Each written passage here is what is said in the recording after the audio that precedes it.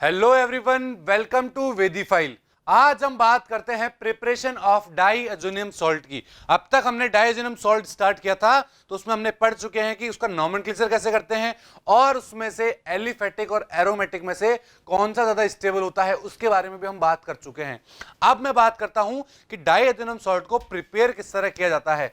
So aromatic diazonium salts are generally prepared by adding cold aqueous solution of NaNO2 to solution of 1 degree aromatic amine in an acid at 273 to 278 kelvin temperature. क्या बोला मैंने? Aromatic diazonium salt को prepare करने के लिए हमें aqueous solution of sodium nitrate या फिर बोल दूं NaNO2 का सॉल्यूशन और 1 डिग्री अमीन की क्या करानी पड़ती है? रिएक्शन करानी पड़ती है। तो हमें क्या मिल जाता है? Aromatic diazonium salt. अगर मैं जनरल रिएक्शन की बात करूं तो क्या होगा? देखिए, ये मेरा एक अमीन है, इसकी रिएक्शन जब मैं NaNO2 प्लस HCl के साथ कराऊंगा, किसके साथ? NaNO2 प्लस HCl के साथ कराऊंगा। और इसी NaNO2 प्लस HCl को क्या बोला जाता है? इसी को बोल दिया जाता है HNO2। दैट मीन्स अगर मैं अमीन की रिएक्शन, अगर मैं एनिलीन की रिएक्शन या बोल दूं अमीन की रिएक्शन, 1 डिग्री अमीन की रिएक्शन किसके साथ करा दूं? NaNO2 प्लस HCl या फिर HNO2 के साथ करा देता हूं तो मुझे क्या फॉर्म होता दिखता है? मुझे एक बेंजीन डाइएजोनियम सॉल्ट फॉर्म होता हुआ दिख जाएगा और वहां से एक NaX का मॉलिक्यूल बाहर निकल जाएगा और वाटर मॉलिक्यूल बाहर निकलते हुए दिख जाएंगे। बात क्लियर है? The process of conversion of 1 degree aromatic amine into diazonium salts is called diazotization. क्या बोला मैंने? 1 डिग्री अमीन को 1 डिग्री अमीन को डाइएजोनियम सॉल्ट में कन्वर्ट करने की प्रोसेस को क्या कहते हैं? हम डाइएजोटाइजेशन बोलते हैं। बात समझ में? यहां तक कोई दिक्कत नहीं है? आगे देखिए, अब मैं बात करता हूं ये मैकेनिज्म होती कैसे है उसके बारे में बात करता हूं। देखिए, तो सबसे पहली स्टेप में क्या होता है कि हमारा ये HNO2 बनता कैसे है? सबसे पहले होती है NaNO2 प्लस HCl की रिएक्शन। दैट मीन्स आप यहां पर देख पा रहे हो NaNO2 का मॉलिक्यूल है, बात क्लियर है? उसकी रिएक्शन जब HCl के साथ कराई जाती है तो सबसे पहले फॉर्म होता है मेरे पास ये फॉर्म होता हुआ दिखता है। दैट मीन्स HNO2 फॉर्म होता हुआ दिखता है पहली स्टेप के अंदर। अब मैं बात करता हूं सेकंड स्टेप की। सेकंड स्टेप में क्या होगा? ये जो HNO2 बना है यहां से हमें इलेक्ट्रोफाइल जनरेट करना होता है। कौन सा इलेक्ट्रोफाइल? देखिए, यही आप वापस देख पा रहे हैं HNO2। इस HNO2 की रिएक्शन बाहर से किससे कराई जाती है? बाहर से एक H+ आता है, उसके साथ इसकी रिएक्शन कराई जाती है। दैट मींस एसिडिक मीडियम में ये रिएक्शन करवाई जाती है। जैसे ही हम H+ के साथ रिएक्शन कराते हैं तो वो H मेरा ऑक्सीजन के ऊपर जाके लगता है और एक H2O पॉजिटिव का फॉर्मेशन कर देता है। अब जैसे ही वहां पर H2O पॉजिटिव बनता है, वो H2O वहां से बाहर निकल गया, क्योंकि H2O पॉजिटिव एक अच्छा लिविंग ग्रुप होता है। एक H2O पॉजिटिव वहां से बाहर निकल गया और NO+ का फॉर्मेशन कर दिया। किसका? NO+ का फॉर्मेशन कर दिया है। तो हमने क्या बना लिया? एक इलेक्ट्रोफाइल बना लिया है। अब उसकी रिएक्शन कराई जाएगी किसके साथ? उसकी रिएक्शन कराई जाएगी एरोमेटिक अमीन के साथ, या फिर मैं बोल दूं एराइल अमीन के साथ कराई जाएगी उसकी रिएक्शन। देखिए, आप यहां पर देख पा रहे हैं एक बेंजीन है जिसके ऊपर एक NH2 लगा हुआ है। अब इसकी रिएक्शन कराएंगे NO+ के साथ। बात क्लियर है? अब आप सभी को पता है कि जो हमारा एरोमेटिक अमीन होता है वहां पर नाइट्रोजन के ऊपर लोन पेयर्स होते हैं, तो वो लोन पेयर से दूसरे नाइट्रोजन के ऊपर अटैक करेगा। दैट मींस NO+ के ऊपर अटैक करेगा और जैसे ही वहां पर अटैक करेगा तो क्या होगा?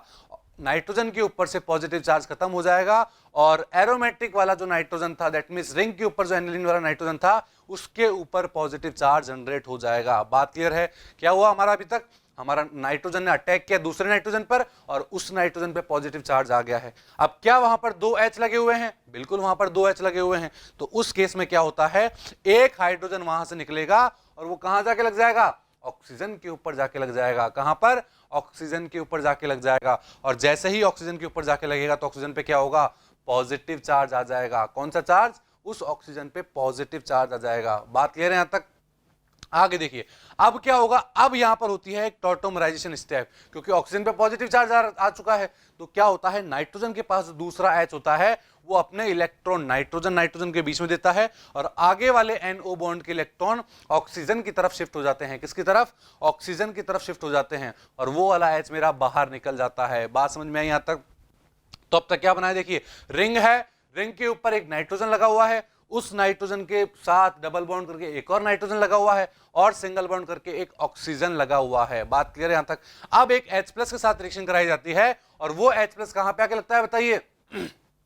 वो H+ मेरा वो जो OH होता है वहां पर उस ऑक्सीजन के ऊपर जाके वो H+ लग जाता है। दैट मीन्स वापस H2O पॉजिटिव का फॉर्मेशन कर लिया है, या मैं बोल दूं वापस OH2 का फॉर्मेशन कर लिया है, और वहां पर जो पॉजिटिव चार्ज आया है इसका मतलब वो बाहर निकलने वाला है, वो लिविंग ग्रुप बन चुका है। बात क्लियर है यहां तक? तो अब क्या होगा, नाइट्रोजन अपने लोन पेयर वापस आगे की तरफ देता है और वहां से वाटर मॉलिक्यूल बाहर निकल जाता है, और जैसे ही वाटर मॉलिक्यूल बाहर निकलता है तो क्या फॉर्म हो जाता है बताइए? तो वहां पर हमारा डाईअजोनियम आयन फॉर्म हो जाता है। बिल्कुल आप देख पा रहे हैं कि एक बेंजीन रिंग है, उसके ऊपर नाइट्रोजन, ट्रिपल बॉन्ड नाइट्रोजन लग चुका है, जिसमें एक नाइट्रोजन पे पॉजिटिव चार्ज है। इसी को हम बोलते हैं हमारा अराइल डाईअजोनियम सॉल्ट। बात क्लियर है? समझ में आया यहां तक? तो ये थी हमारी मैकेनिज्म कि किस तरह हम प्रिपेयर करते हैं, किसको, किस तरह हम यहां पर हमारा अराइल डाईअजोनियम सॉल्ट को प्रिपरेशन करते हैं, हमने वो बात भी कर ली है। बात समझ में आया यहाँ तक? अब मैं बात करता हूं फिजिकल प्रॉपर्टी की। तो फिजिकल प्रॉपर्टी में हमें इतना नहीं है हमारे इस वाले केस में। तो क्या होती है फिजिकल प्रॉपर्टी? देखिए, एक तो हमारे जो डाईअजोनियम सॉल्ट्स होते हैं वो कलरलेस सॉलिड होते हैं। कैसे होते हैं? कलरलेस सॉलिड होते हैं हमारे एराइल डाईअजोनियम सॉल्ट, या बोल दूं मैं अल्काइल डाईअजोनियम सॉल्ट।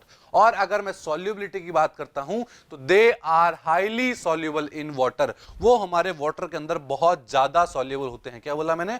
बहुत ज्यादा सॉल्युबल होते हैं वो हमारे वाटर के अंदर। बात क्लियर है? तो ये बात थी हमारे किसकी? प्रिपरेशन और कुछ फिजिकल प्रॉपर्टीज की, कि एराइल या फिर डाईअजोनियम सॉल्ट्स मेरे किस तरह प्रिपेयर किए जाते हैं और उनकी क्या फिजिकल प्रॉपर्टीज होती है। आई होप आपको समझ में आया होगा। Thank you.